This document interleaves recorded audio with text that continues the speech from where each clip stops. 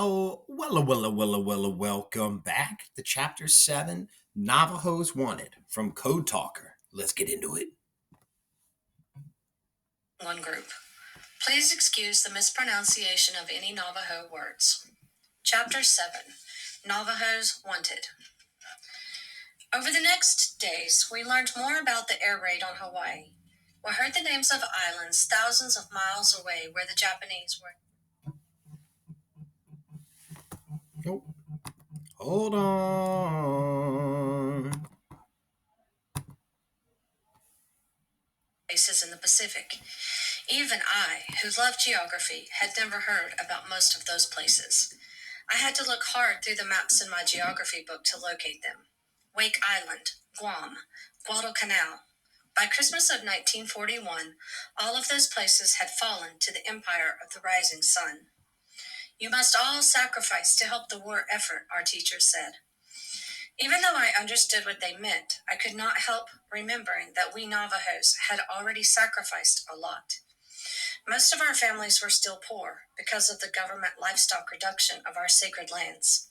None of our people were as wealthy as any of the Biliganas we saw, especially those who ran the trading posts.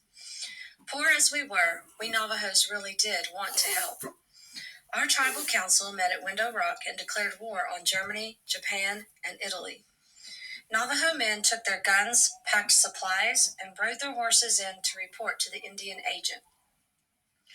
They did not know how far away Pearl Harbor was, but they were ready to go there and fight the enemy. However, almost all of those men were told they could not be warriors for the United States because they only spoke Navajo or because what English they spoke was not good enough. That made them sad and ashamed. I wanted to join up too and go fight the enemy. I could speak English well, but I was only 14 when that attack came on Pearl Harbor. That was far too young, and I was too small to convince anyone that I was older.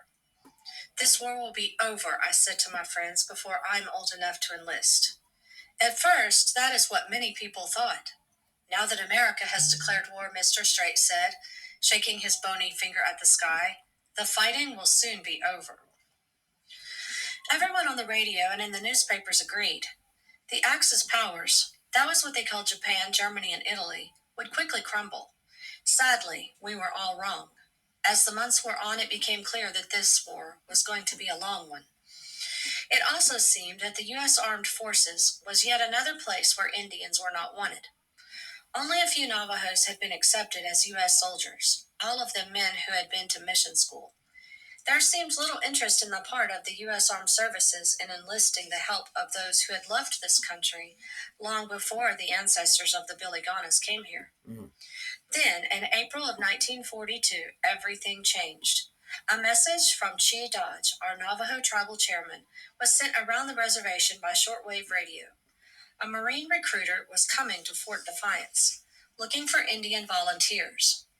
Not just any Indians, but Navajos. Navajos were needed for special work. The Federal Bureau of Indian Affairs had given its sanction for Navajos to join up.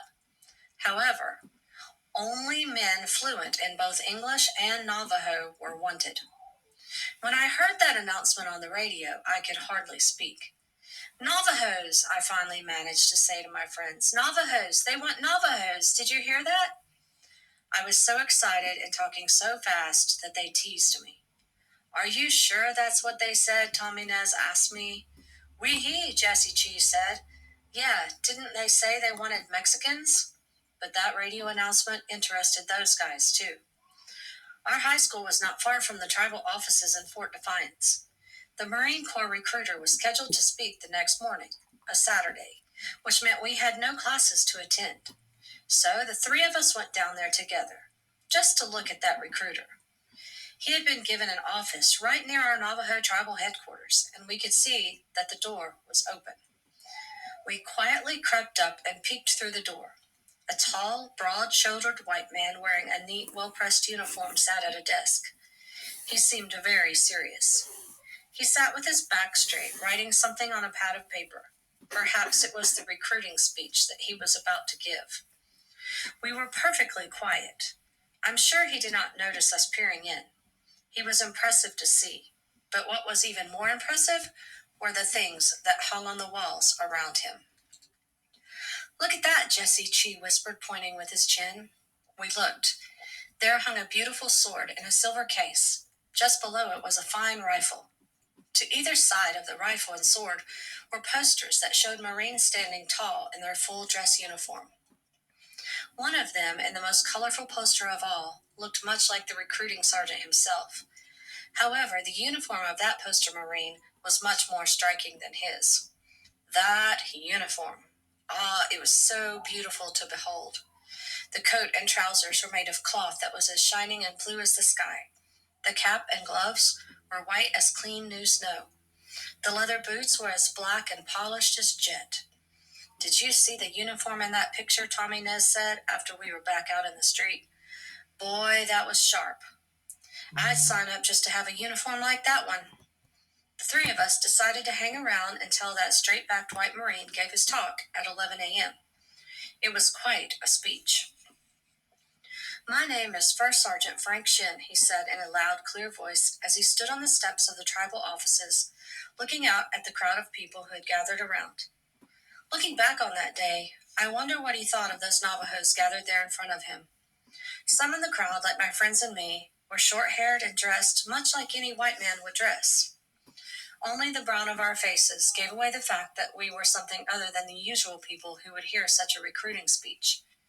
But there were also many in that small crowd who were far different from those he was probably used to seeing. There were men with blankets over their shoulders and rifles in their arms, men wearing headbands or tall black hats, women in long, colorful dresses with shawls.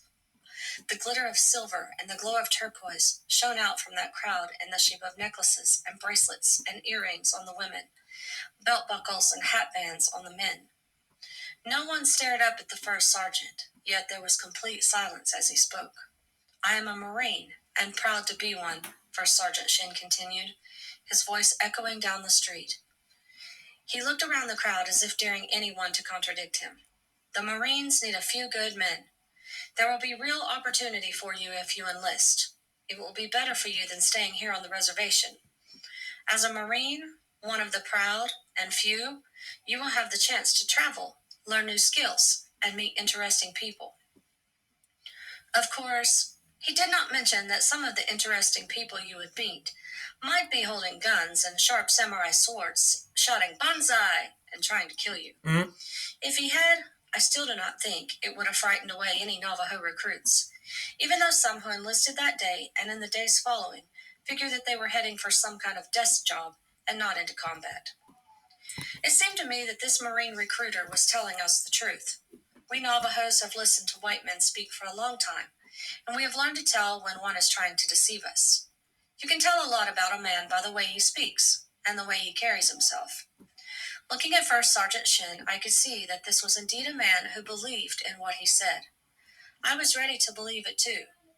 I wanted to become one of the proud and the few. But there was a problem. They were only accepting men between the ages of 17 and 32. I was still only 15 years old. Yes, grandchildren, that was quite a problem. But right away, I thought I saw a solution. In those days, none of us had birth certificates. Nearly all of us were born at home and not in hospitals, with only our families and a midwife present. As a result, the only way the Biliganas knew the age of any Navajo was based on what age that person or the person's family said. If my parents claimed I was old enough, I could enlist. I went home and told my parents what I wanted them to do. They listened carefully.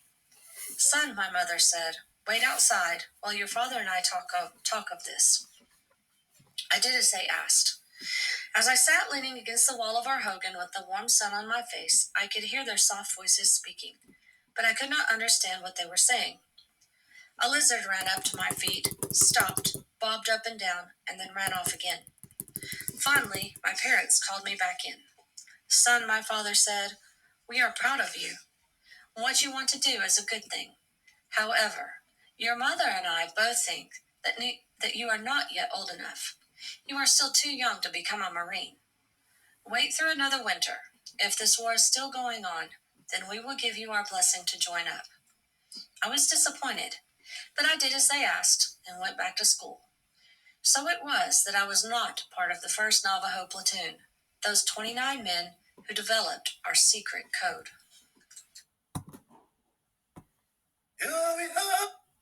Excellent. Well, what secret code, I wonder? We'll have to find out probably later on. All right. Excellent work.